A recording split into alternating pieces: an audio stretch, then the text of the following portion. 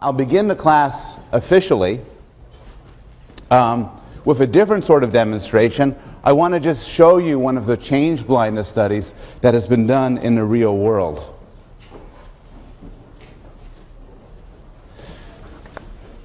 And these videotapes are not available publicly, but you get them from the web and see them as little JavaScripts. So this is one of the first studies done by Dan Simons when he was at Cornell. And his advisor at the time was our Frank Kyle, who's now in our department. So here's the study.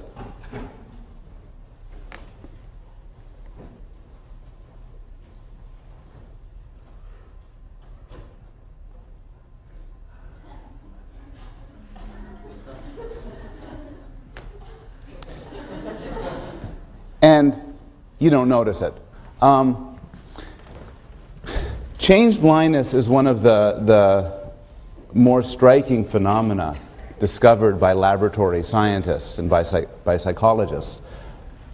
But it's important to realize, to get away from the sort of surprise of the gorilla and the fact that it's hard to see the object that's flickering, and appreciate the big moral of this, because the big moral of this is actually, I think, striking and quite important. You think right now that you're perceiving the world. I look down on you and I think I have a whole sense of where everybody is. I can't see everybody perfectly in back, you're kind of far away and blurry, but there's a sense in which I have a world around me. Similarly, if I'm to close my eyes for a second, everything just remains, and I can sort of remember some of the things that are there. That's really good sound localization by me. So you're looking up, and you think you have a sense of the world, both in perception and memory. The change blindness experiment suggests that this isn't true.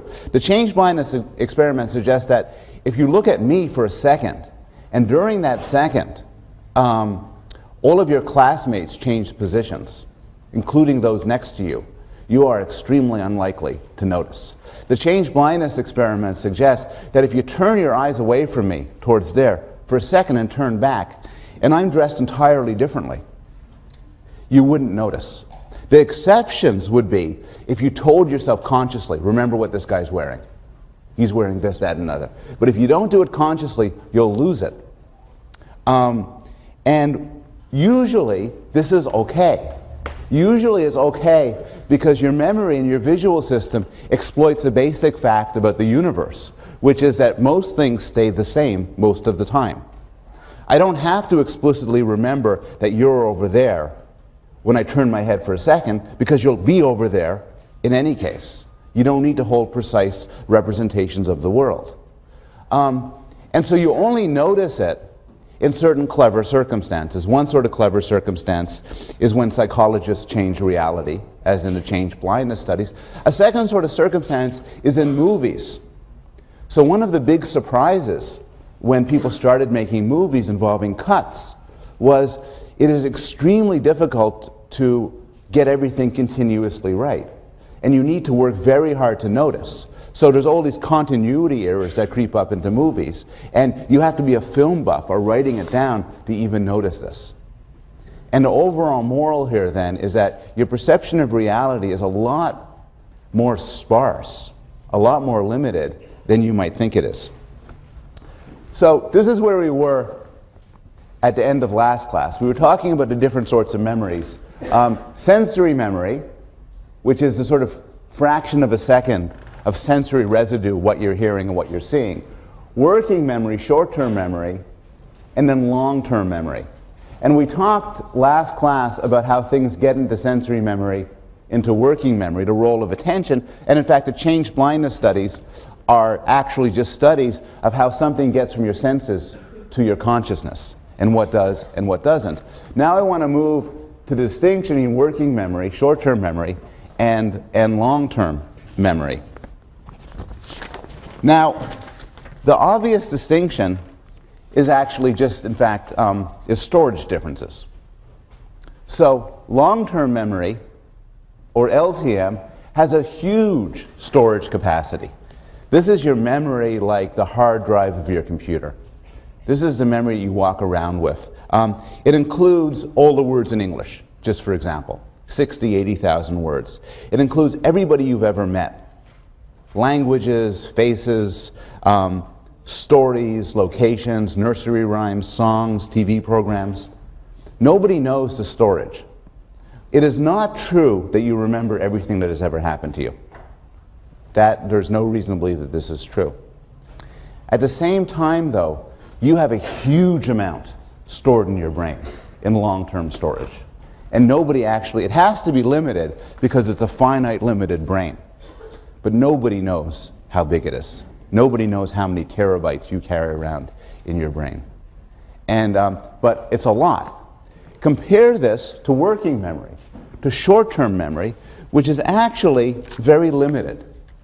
Your memory of what you could store on, what you could hold in consciousness right now is quite limited.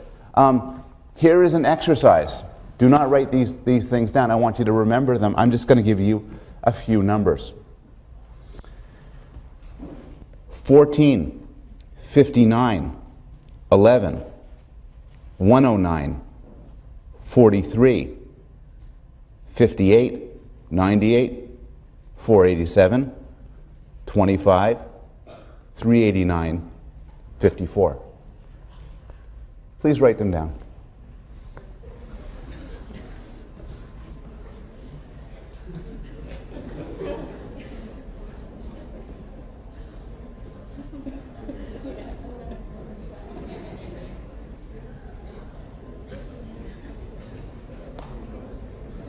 View this as an IQ test, if that would relax you.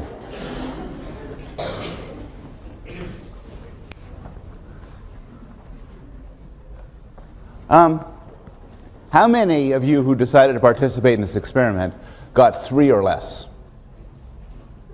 Good, good. 4, 5, 6, 7, 8, 9 or more. Anybody get all 11? This is a particularly difficult memory task. The numbers are meaningless, and I forgot to tell you to get your pen and pencil ready, so some of you just glared at me. But under normal circumstances, the cognitive psychologist George Miller said that suggested that the standard memory storage of short-term memory is 7 plus or minus 2.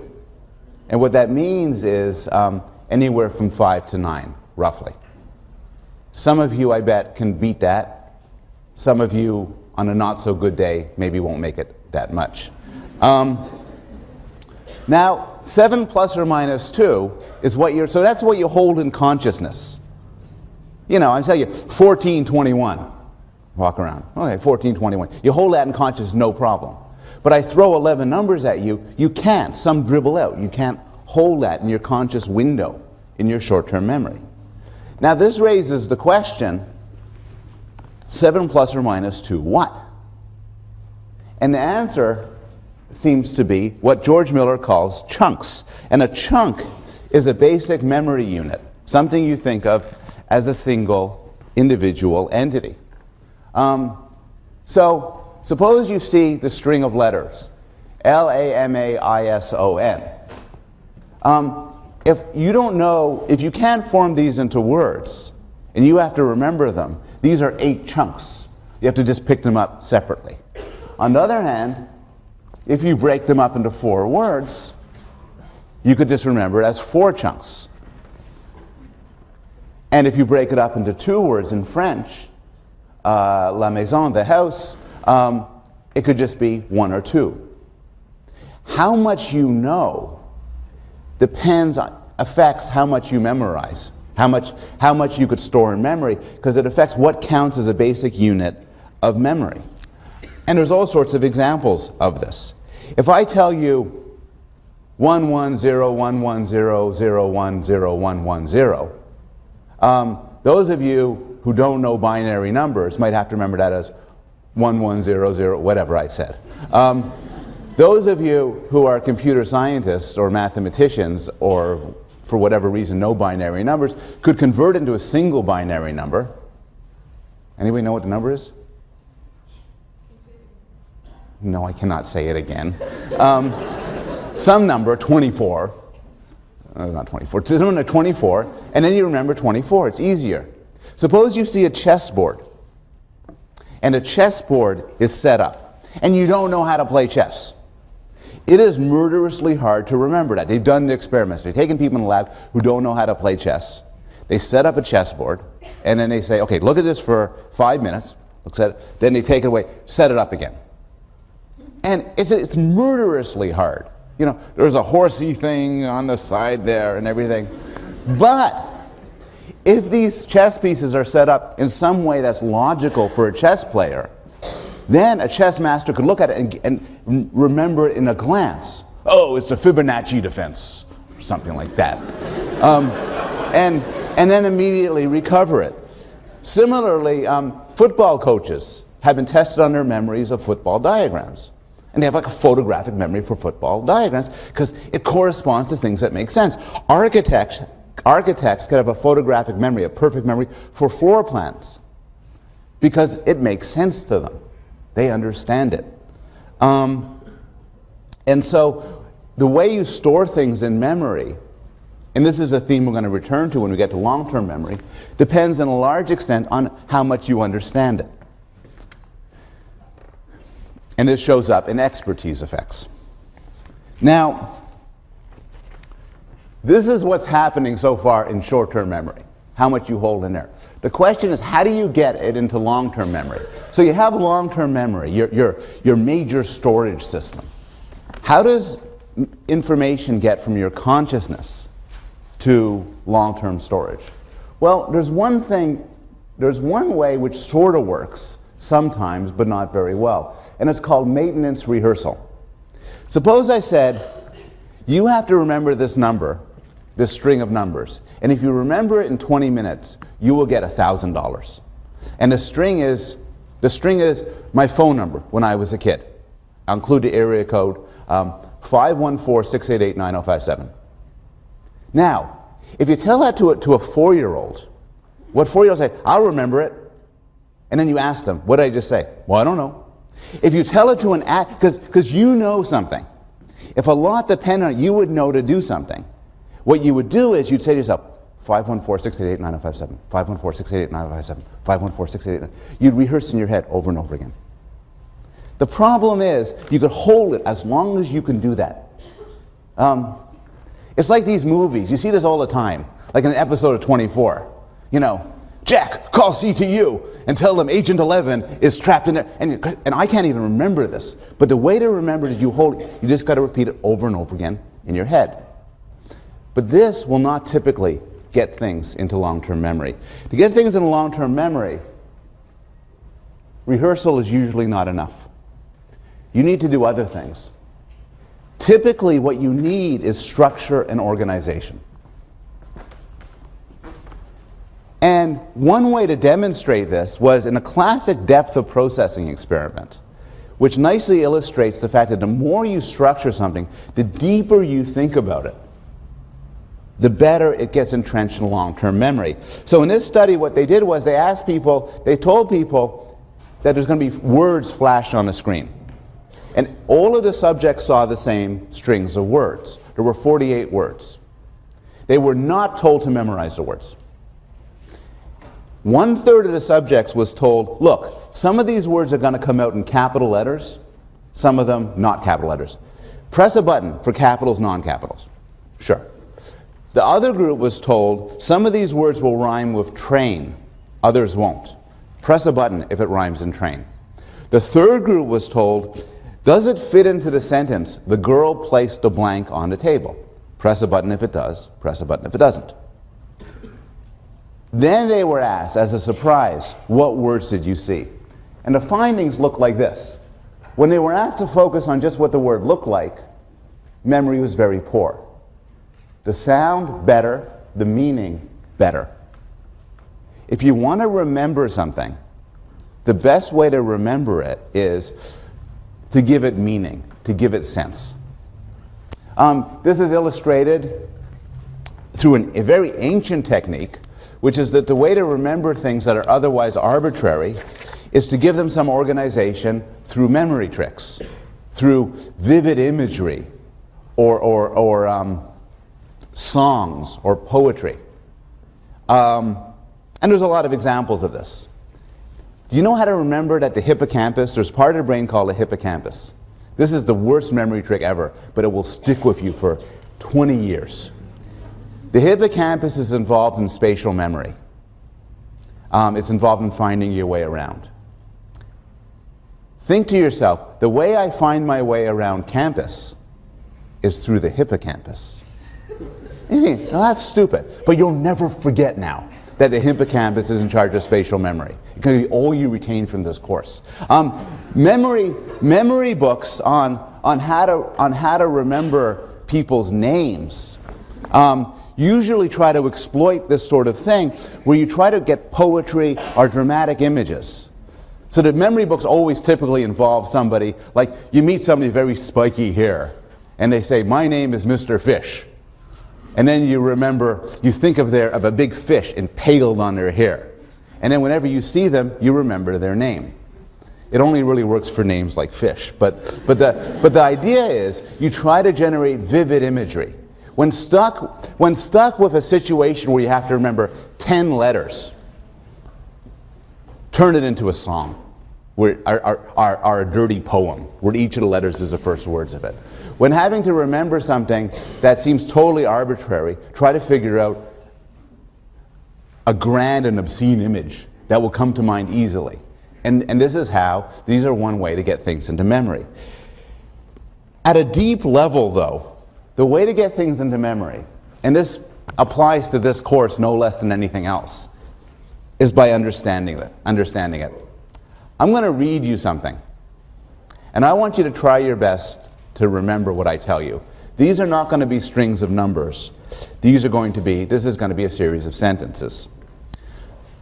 A newspaper is better than a magazine. A seashore is a better place than the street. At first it is better to run than to walk. You may have to try several times. It takes some skill, but it's easy to learn. Even young children can enjoy it. Once successful, complications are minimal. Birds seldom get too close. Rain, however, soaks in very fast. Too many people doing the same things can also cause problems. One needs lots of room. If there are no complications, it can be very peaceful. Finally, a rock will serve as an anchor. If things break loose from it, however, you will not have a second chance. And here's what I said. This is murderously hard to remember. Now try it. Knowing what this is about, being able to put a context to it, helps the memory and helps it come to mind. Okay. So this is about how to get information into your memory. How do you get information out? So, it's exam period. You got the stuff presumably into your head. You have to get it out. You have to retrieve it. There's a court case you have to figure out. You have to recount the crime that you witnessed. You see somebody and you want to know his or her name, and you heard it. You just have to get it out. Well, how do you do that? Well, there's retrieval cues. Retrieval cues make sense. Retrieval cues are just things that have been associated with what you're trying to remember. If I have to remember to replace the windows, when I walk into my living room and see that a window's cracked, that will remind me to replace the windows. If I had a lunch date with you and forgot about it, when I see you, I go, oh yeah, we were supposed to get together and have lunch. Retrieval cues bring things back. But it's a little bit more complicated than that. There's a more general relationship between encoding and retrieval called the compatibility principle. And what this means is you're much better to remember something in the context in which you have learnt it. And this is also known as context-dependent memory and state-dependent memory. It's illustrated by one of the strangest experiments in the history of psychology, where they had people on a boat, And then they had them scuba dive underwater. And they taught them things either on the boat or underwater, like with things that they held up. And then they tested them later. And it turns out that you'll remember it better if you're tested on it in the context in which you learn it. And it might be because then the retrieval cues help bring it back.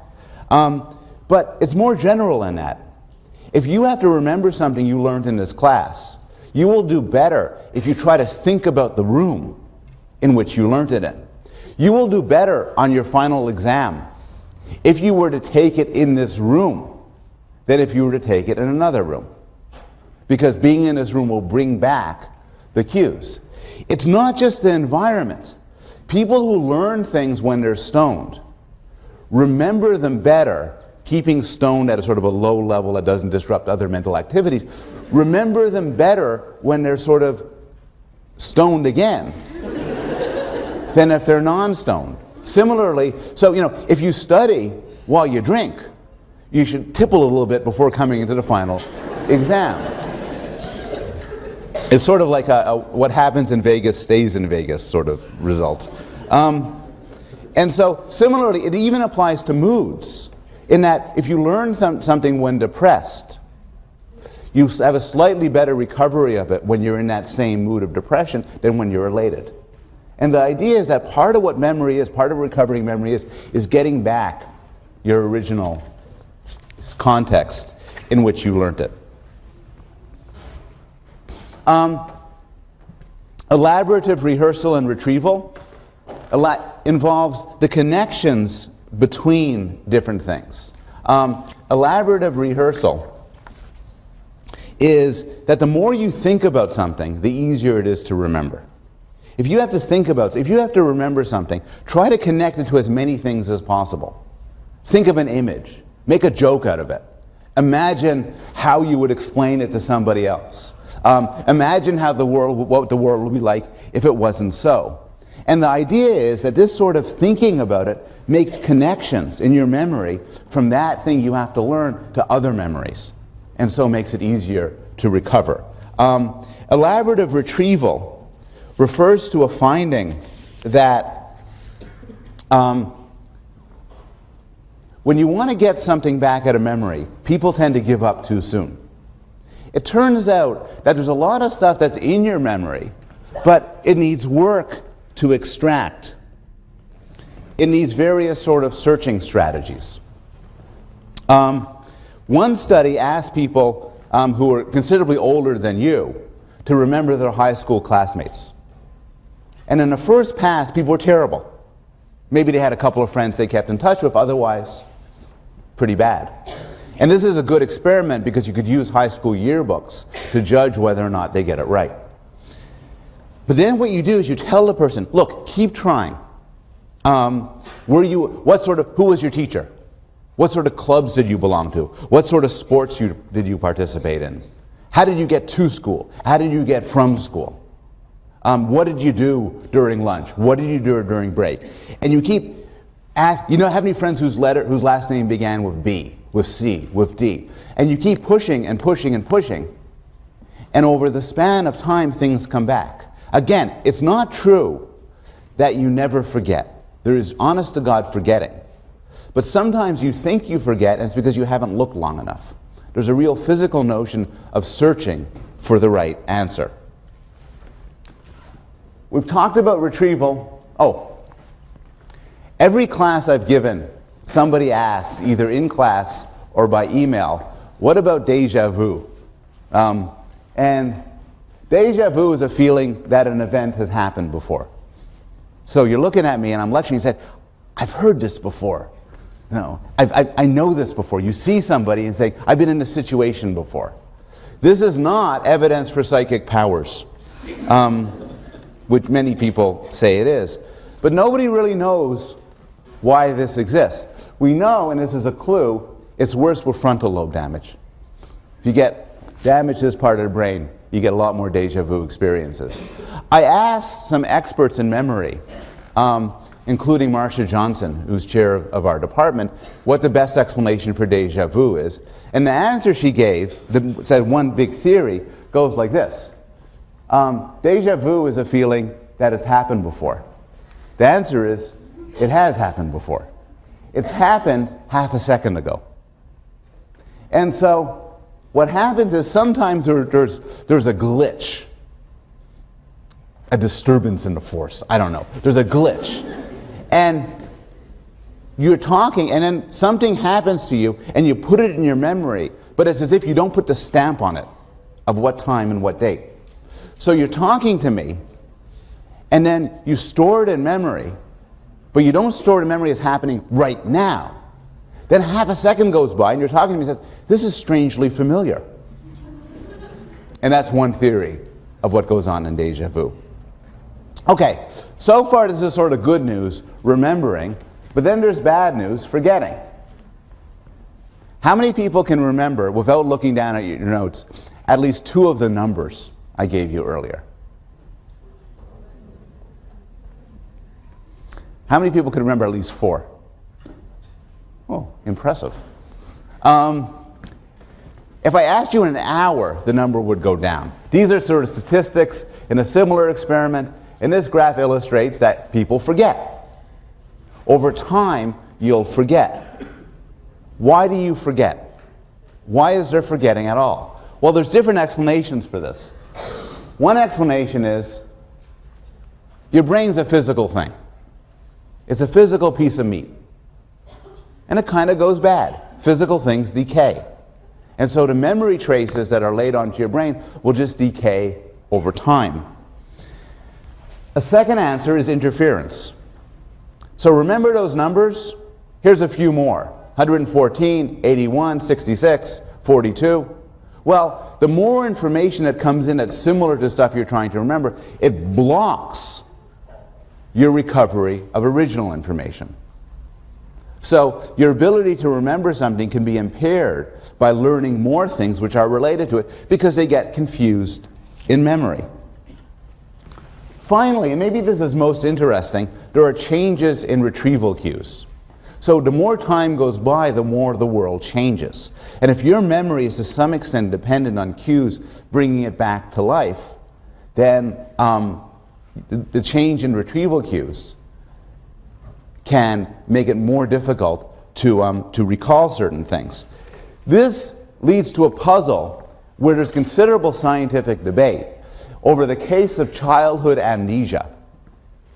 And the case of childhood amnesia doesn't refer to when a child gets brain damage, gets amnesia. What it refers to is people have a difficult time recovering very early memories.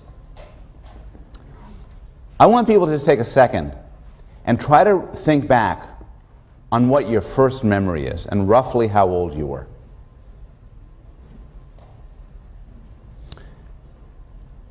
How many people don't think you have a first memory until you're about 5 years old or older?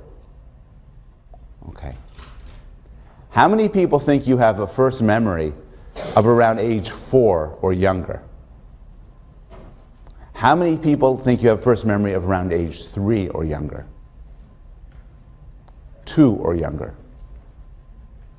How many of you think you have a first memory when you were about 1 year old or younger? And I'm not asking about past lives. That happened last year. How old is roughly your first memory, you think? How old? Between 1 and 2. Anybody think they could beat that? Same guy? Yep. 1.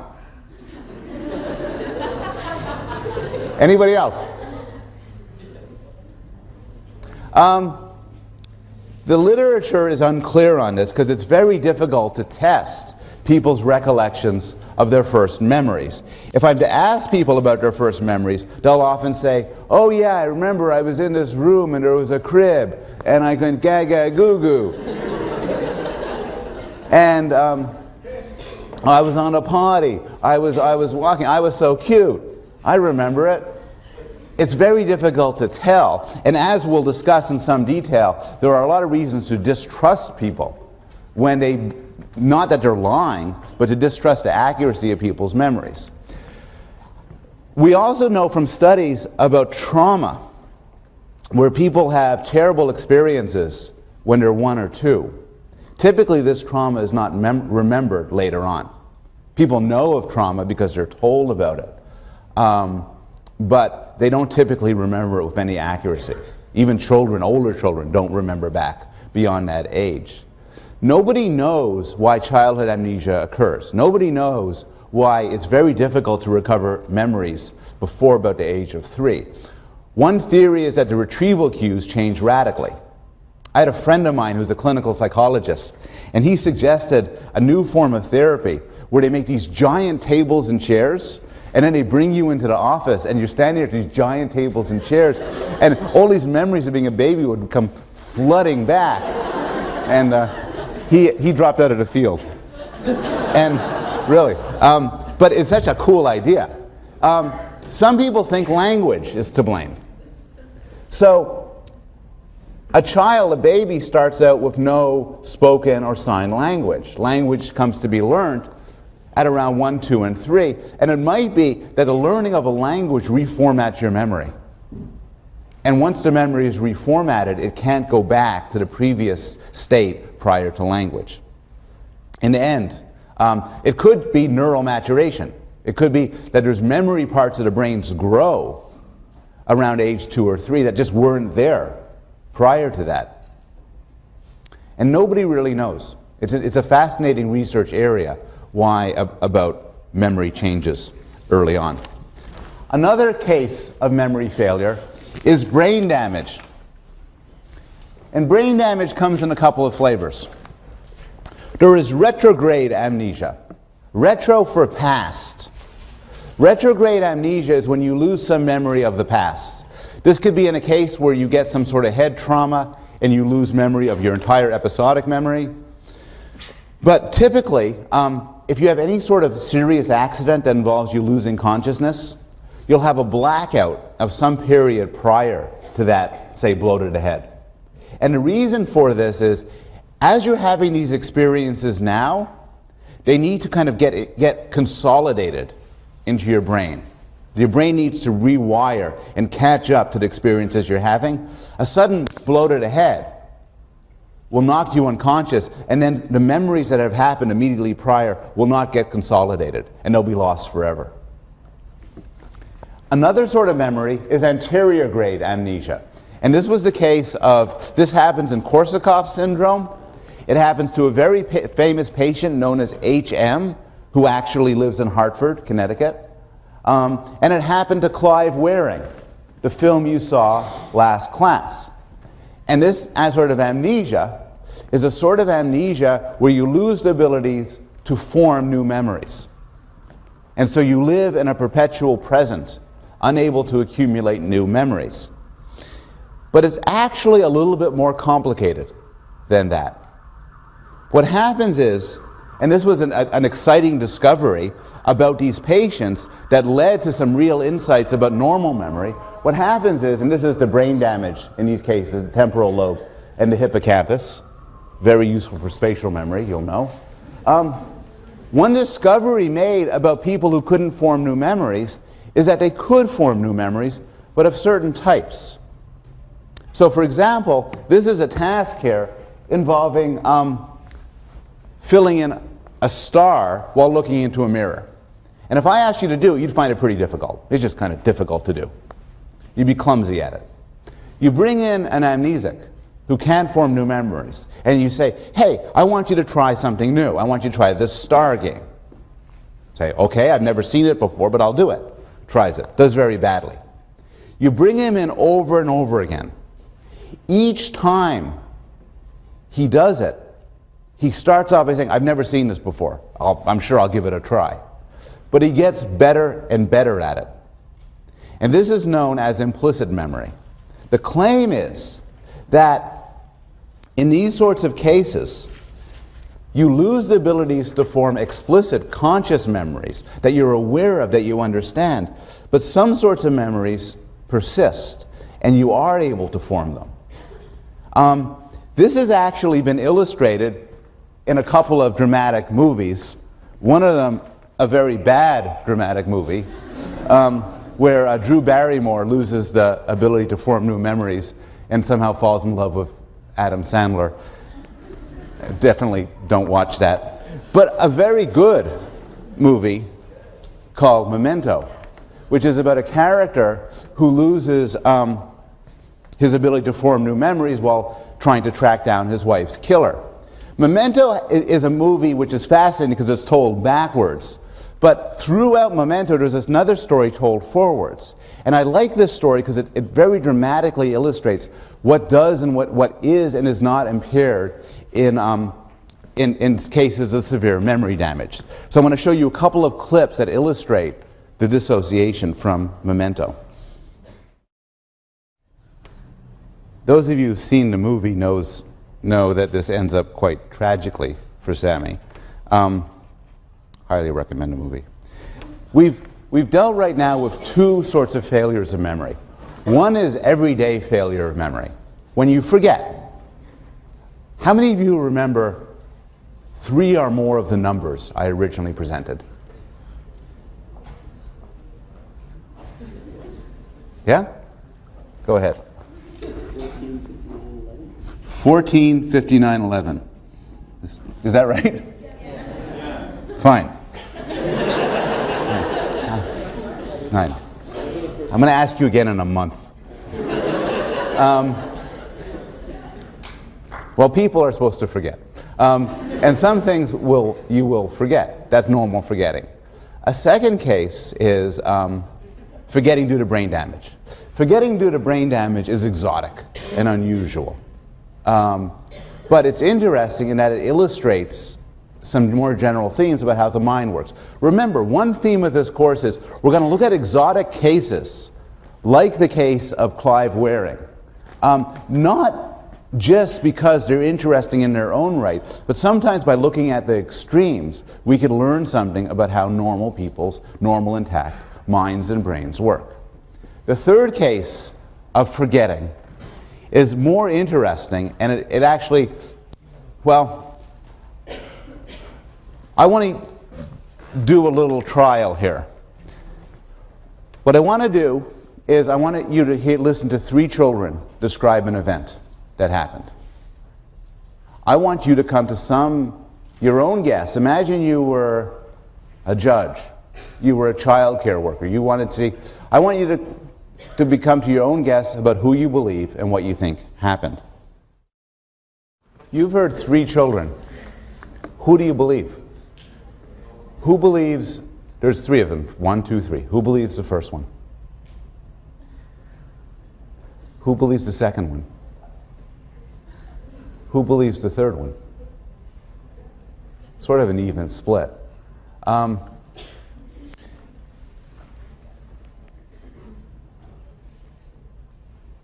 2,300 experts were shown these films and asked about the different actions, whether or not the person ripped the book, messed up the bear, tossed the book in the air. And as you could see, the majority thought that they did. This is work done by Steve Ceci, who was gracious enough to lend me the film to use for teaching purposes. It turns out the second girl was right. Absolutely nothing happened. The teacher said, there's somebody named Sam Stone, he's going to come in. Guy walks in, says, hi, walks around and leaves. The first and third children had their memories implanted. Not through any sort of science fiction means. They had their memories implanted, they had their memories implanted like this. Some of the children were just asked questions. The interviewer, by the way, was herself unaware of what happened. So the interviewer was a perfectly naive interviewer. And it turns out if you just interview children and you ask them questions about whether the book was ripped, did you see him, did he really do it, they don't say anything. They didn't see anything and they won't say anything. Other children were told about Sam Stone. They were told a stereotype about Sam Stone, that he's very clumsy and he tends to rip things and he trips and he breaks things and he spills things. And in fact, a third child mentioned that in passing, said he always does that. Just knowing this about Sam Stone tends to raise the proportion of kids who say, for instance, that he ripped the book. Other children were given suggestions. They were given suggestive questioning. They were a series of leading questions. Like, oh, Sam Stone came in. Did he rip a book while he was there? And still more children got both. And in fact, the children you saw were from this group. They heard Sam Stone being described as a clumsy fellow, and they were given a series of suggestive questionings. In this condition, they were given several suggestive questionings over the period of several months. These children, like the first child and the third child, are not lying. They honestly believe that Sam Stone came in and did these things. Also, they believe it, and they're so convincing in their belief that experts, including police officers and child caseworkers and judges and lawyers, find these children to be extremely believable. And I think they probably find them to be extremely believable because the children are not lying. They really believe they saw what they saw. But these memories were implanted. And Cece and many other investigators study how memories can be implanted in people's minds through suggestion and through leading questions. It turns out that the same sort of experiments and same sort of research has been done with considerable success in implanting false memories in adults. There are dramatic cases of people remembering terrible crimes and confessing to them when actually they didn't commit them. And this is not because they are lying. It's not even because they're in some obvious sense deranged or schizophrenic or delusional. Rather, they have persuaded themselves, or more often been persuaded by others, that these things have actually happened. Psychologists have studied in the laboratory how one could do this, how one can implant memories in other people. And some things are sort of standard. Suppose I was to tell you a story about a trip I took to the dentist, or a visit I took to, or a time when I ate out at a restaurant. And I'm to omit certain details. Like, I omit the fact that I paid the bill in a restaurant. I say, oh, I finished the meal, and then I went home. Still, you'll tend to fill in the blanks. You'll tend to fill in the blanks with things you know. So you might remember this later saying, oh yeah, he told me he finished eating, paid the bill, and left. Because paying the bill is what you do in a restaurant. This is benign enough. You fill in the blanks. You also can integrate suppositions made by others. And the clearest case of this is eyewitness testimony. And the best research on this has been done by Elizabeth Loftus, who has done a series of studies, some discussed in a textbook, showing how people's memories can be swayed by leading questions. And it can be extremely subtle. In one experiment, the person was just asked, in the course of a series of questions, shown a scene where there's a car accident, and asked either, did you see a broken headlight? Or did you see the broken headlight? The presupposes there was a broken headlight. And in fact, the people asked, did you see the broken headlight, later on are more likely to remember one. It creates an image and they fill it in. In another study, she would show film segments and then ask, did you see the children getting on the school bus? Now, there was no school bus. But people who hear that question later on when asked, did you see a school bus in the film, are more likely to say yes. In another study, she would show people film segments and ask them either how fast were the cars going when they hit each other, or how fast were the cars going when they smashed into each other. A week later, she'd bring people back into the laboratory and ask, did you see any broken glass? Those who hear smash tend to see the broken glass more than those who hear hit. Because the question has changed their memory, making it more of a dramatic event. hypnosis is the clearest case where there's a sort of reconstructive effort led as a result of leading and probing questions. Some of you are readily hypnotizable, and you can be hypnotized. And what we would learn about a past event from hypnotizing you will not necessarily be inaccurate. What hypnotizing does is it makes people very willing to cooperate. Unfortunately, it isn't as if there's a memory storage there where you could just go through and look, as in the movies where you just say, what's the license plate? The person's hypnotized, and then the flashback comes in, and then they zoom in on the license plate. Memory doesn't work that way. What happens is, what somebody will do in a hypnotizable state is, they'll be very eager to please the hypnotist, and so they'll make stuff up. And people under hypnosis just make stuff up, and they do very enthusiastically and very believably make stuff up. This is particularly the case with hypnotic regression, when we ask you to go back to your 6th birthday party, for instance. And what's great as a developmental psychologist is, if I ask you to go back to your 4th birthday party, and you're hypnotizable, you'll be just like a 4-year-old. Except you won't be like a real 4-year-old. What you'll be like is an adult's notion of what a 4-year-old is supposed to be.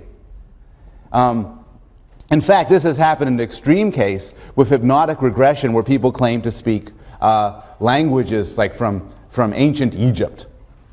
And linguists love these studies because of course you don't really sound like you're speaking a language from ancient Egypt. What you sound is like a North American who believes he's speaking a language from ancient Egypt. So and so what it makes you is, hypnotism brings out the actor in you. It makes you want to give a persuasive account of what happened. And so hypnotism is just an extreme form of what normally happens in eyewitness testimony. Repressed memories. We could devote a class, we could devote a semester to the very heated debate in the United States, mostly, about repressed memories. There are many adults who have claimed to have experienced traumatic sexual abuse. In some cases, this is unexceptional from a memory point of view. People know this happened to them. They've always known it happens to them. And then they tell people about it. But there's a subset of cases where people have had no memory up to a point of what happened to them. Then they go to a psychologist or psychiatrist. They undergo questioning, often using hypnotic techniques. And then they recover a memory of past traumatic sexual abuse. And what makes this so debatable, and there is a debate about this, I don't want to try to preclude it one way or another. What makes this debatable is some psychologists believe that in at least some cases these memories are real, and they have been repressed through a Freudian mechanism, that they're too terrible to bring to consciousness, and the therapy brings them out into real life. But most psychologists believe that these memories cannot be trusted, that these memories are created through the actions of the therapist. And so there's actually considerable psychological and legal battles over the veracity of the therapist, where women who have claimed to have be sexually abused, for instance, have pressed criminal charges against their fathers on the basis of false memories. Similarly, people who have been accused of sexual abuse have pressed criminal charges against psychiatrists, claiming that these psychiatrists have implanted the memories into their sons and daughters. It is controversial whether memories are ever repressed. What isn't controversial is that for at least some cases you can implant false memories in people. Not because you're a sinister or evil person, but because you really believe something happened and you talk to them about it, and then you cause these memories to come into being. A final case is flashbulb memories. I asked this early in the semester, I'll ask it again. How many of you remember where you were on September 11, 2001? Is there anybody who doesn't remember where they were on September 11, 2001? It would be interesting. It's a socially relevant event. But here's the problem with these flashbulb memories. Flashbulb memories are the idea that these memories being so vivid, and they are vivid for many of us, exactly where we stood, what happened, Well, they can't really be trusted. And here's why not. Because they're such important events, I bet many of you have actually heard the question before, where were you on September 11th? And talked about it. What happens in these conversations is stories change. I have my event. I knew where I was on September 11th. My wife knew where she was. But I spent as much time listening to her talk about it as I spent time me talking about it. And now maybe my memory is actually of her experience and not mine. It's not, for all of these cases, the temptation you have to resist is saying, yes, I know memories can be swayed, I know they could be distorted and everything, but you see, I really am sure that happened. You have to resist that temptation because there are so many cases we know, including the tape of the girls that we just saw, where people are entirely sure things happened and we know full well that they didn't exist. Being sure is no guarantee that a memory isn't false, reconstructed, or even implanted. So this part of memory has three main morals. There are many types of memories. I talked about short-term memory, long-term memory. I talked about implicit memory and explicit memory. These are sort of separable sort of memories. You could break one while having the other one impaired. Arguably, there are brain systems dedicated to memory for faces, memory for everyday objects, memory for spatial locations. The key to remembering is organization and understanding. Introduction to X courses, including Introduction to Psychology courses, are among the hardest courses at Yale.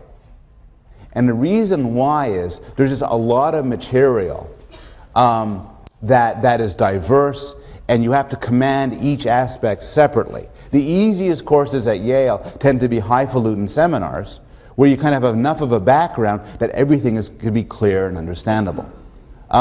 The more you understand something, the easier you'll remember it. And finally, you can't trust some of your memories.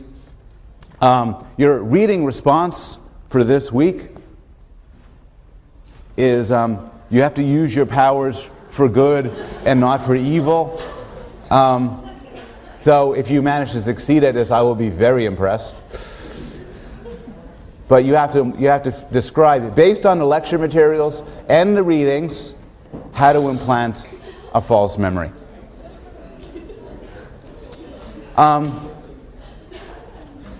We have a few minutes. Any questions on memory? Yes? I have questions about, for example, if you play musical instruments. Hey, please. If you play a musical instrument like the piano, you don't remember every time you're playing the key, but I know the line. Yeah. Is that like long-term sensory memory? The example is, what sort of memory is it when you know how to play the piano? And it's a very good question. It is long-term memory, because you might know how to do a concerto or a song, and you have it stored in your head, you carry it around with you. You'll remember it a year from now, 2 years from now. It is long-term memory, but it is also an excellent example of implicit memory, because you know how to do it, but you could do it unconsciously without attending to it. It's not sensory, but it's as if, put it crudely, that your fingers know, and not your mind. We have time for one more question. Yes? The question is about photographic memory. There are a lot of claims about photographic memory. My understanding is they do not tend to be substantiated. Sometimes photographic memory, and this came up when we talked about autism a few classes ago, is linked with savant-like skills. People have severe impairments in some ways, may have photographic memories in others. I am not convinced that photographic memory, in a sense that you see something, you take a picture of it, you hold it in memory, really exists. I think there may be one or two case studies that suggest it might be real, but I think it's controversial. Okay, we have a guest lecturer on Wednesday, Dean Peter Salovey will talk to us about love.